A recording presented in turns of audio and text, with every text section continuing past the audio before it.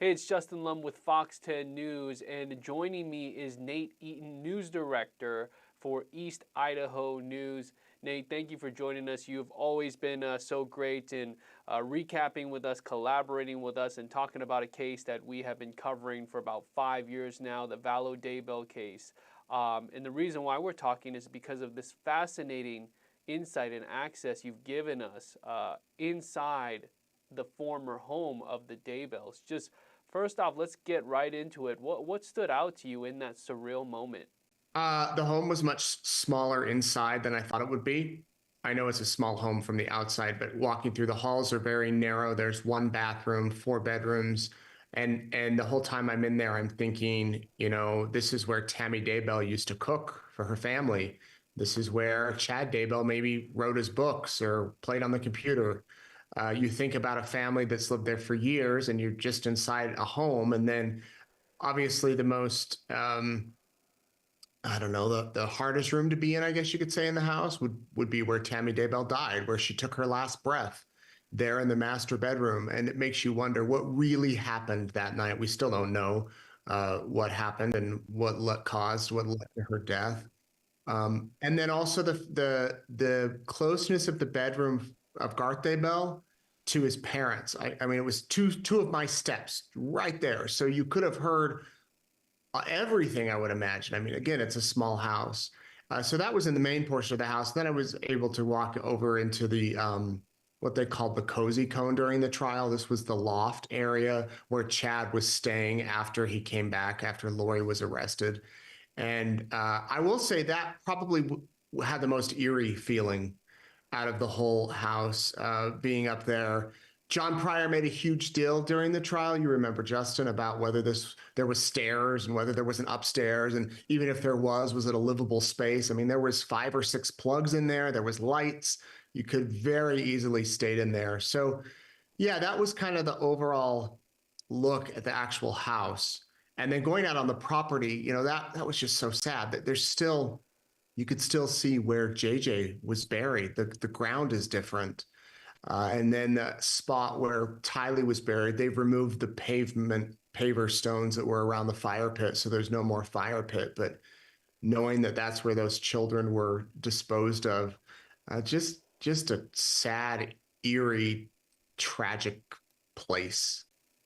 And I could get that feeling just from watching your report and your um, basically tour for us. And it's not an easy thing to do, but just the vastness of the backyard and how much land there is. And just this was a massive crime scene, June 9th, 2020. And to recap for everyone, I mean, this is where 2 young children were found buried in the ground, like you just said, and then Tammy Daybell, Chad Daybell's first wife, murdered in her own bedroom.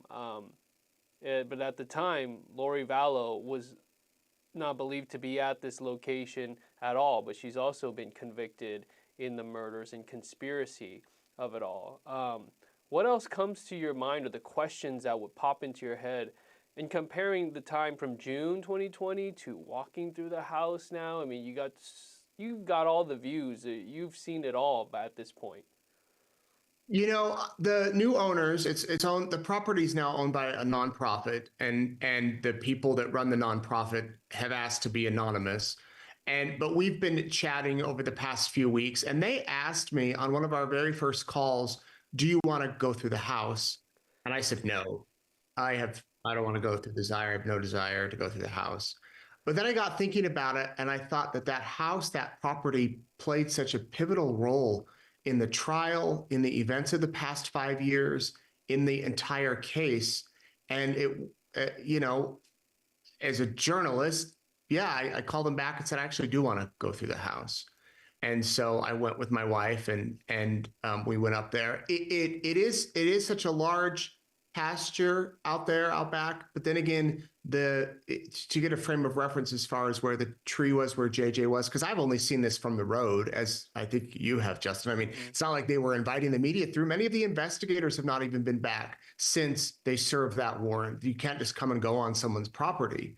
So to actually see it and to look out the windows where Chad Daybell looked out every day and you can see right where those kids were buried, to be in the same room where Tammy was, to see where um, Alex Cox likely drove his truck down, and also just seeing the layout of where he was shooting from. We knew that he parked down the street, but where are those driveways laid out? So it actually made a lot more sense to me now, having been there and seen it. I wish I could have done this years ago and then understood a little bit more during the trial. But yeah, it helped lay out the scene. And now with the house, being torn down and the buildings being torn down, there'll be a different feel there, I think.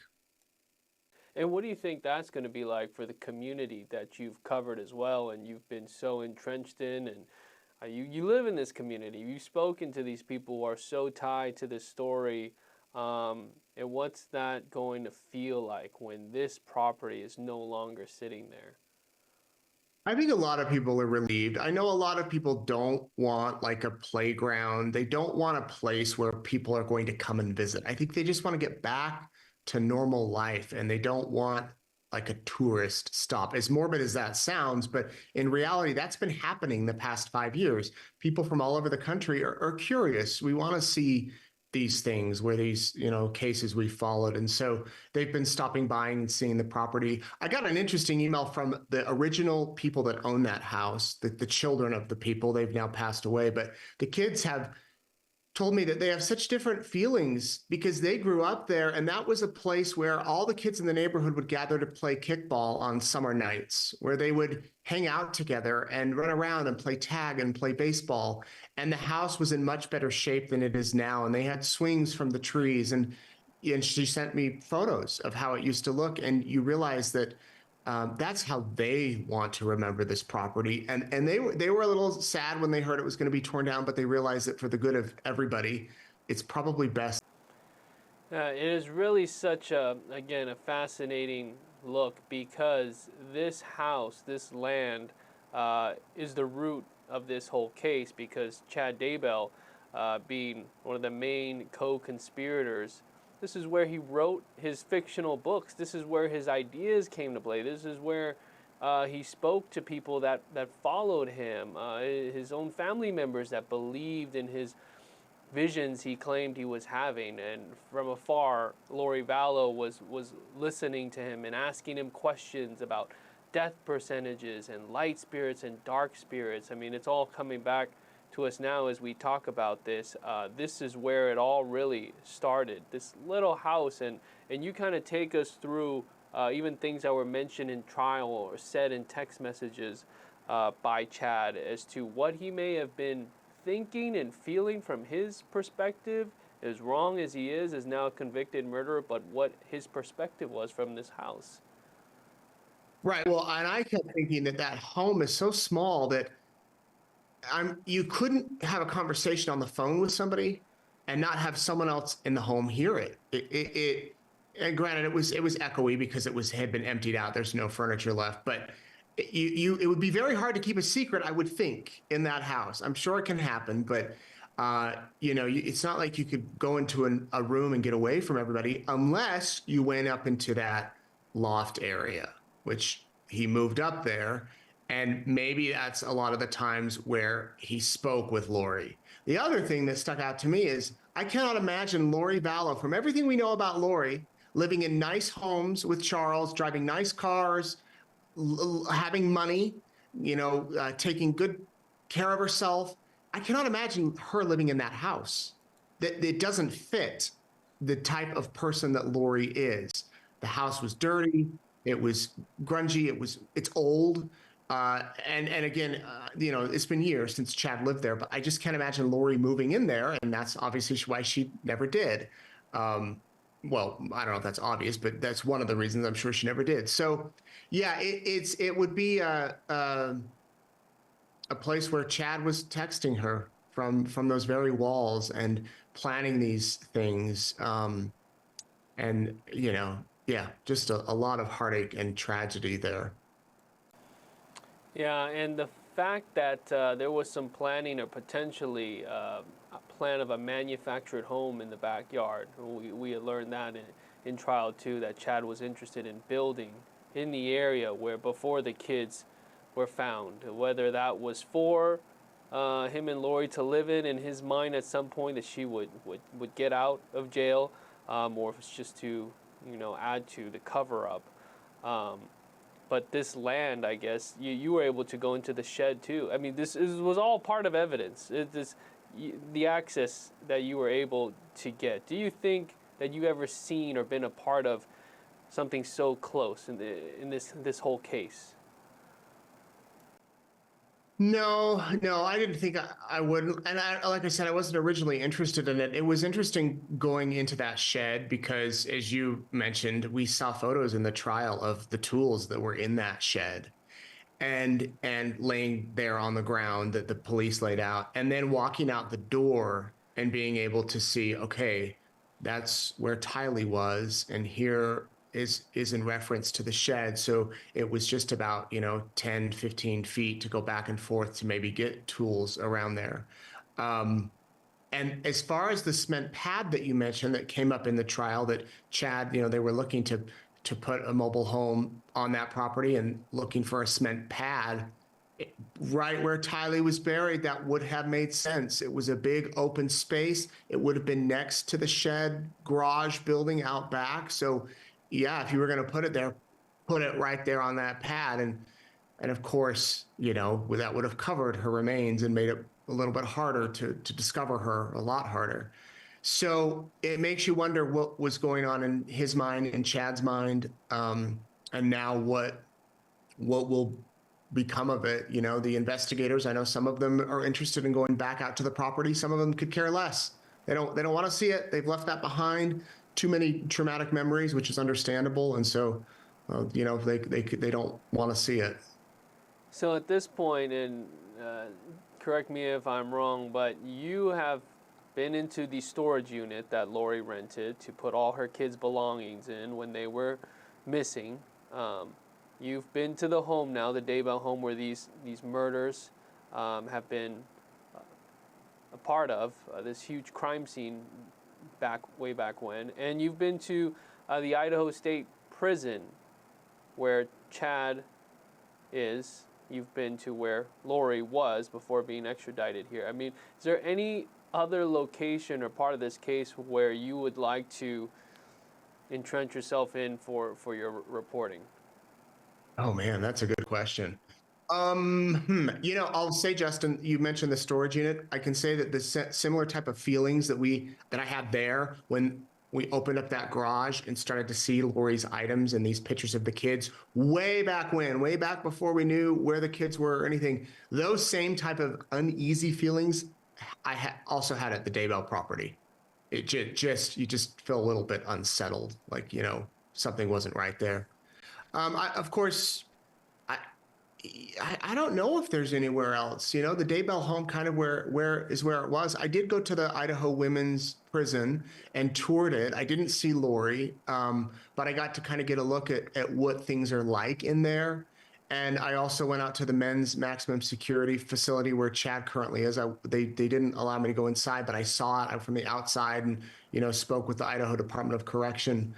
I think those are kind of it. Obviously, I'd love to go back and interview them, as I'm sure you would too, as any reporter would. I don't know if that's going to happen, but yeah, those are kind of the main spots. Who knows where the story could go, though, Justin? Something could come up during the Arizona trial of a new location that we've never heard about, and suddenly that's where we want to go and check it out. Yeah. I mean, does it necessarily add new information to the story? Maybe not, but I think the insight and perspective would definitely be a contribution. I mean, there are multiple places in the valley here in Arizona as far as the home Charles Vallow was renting, the Brandon Boudreaux home, and I've been there just outside where he was shot at in October 2019. I think Lori's old townhome. You talked to a realtor, but had you been inside the townhome? Here in Rexburg? Yeah. I have not been inside. I've been outside, but I haven't been in. That might be another interesting place to go to see that townhome. I imagine somebody is living there. There's some thought that we know that nefarious things were happening there at the townhome, but that's the last place that JJ was seen alive, and who knows where Tylee was actually killed. I guess those are still the big, huge, outstanding questions that we will have. And one of the other things too, Justin, speaking about the house, is to kind of give people a frame of reference where that Salem church was. That came up a lot in the trial. Alex Cox's phone was pinging there. Chad went there to read his books. I drove the distance for people to get an idea. It was about 3 minutes. Oh, wow. So if on the night Tammy Daybell died, Alex was parked at that church. Chad Daybell, realistically, not saying I know this happened, but he could have picked Alex up, driven down to the house in 3 minutes, done whatever was there at the house, and then taken him back to the church in a 3-minute drive. And then we know that the cell phones kind of stopped there at the church, and then it picked up with Alex headed toward Idaho Falls.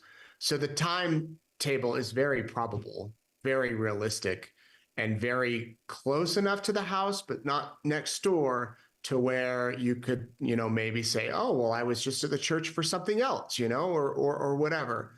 So it helped to kind of see the distance.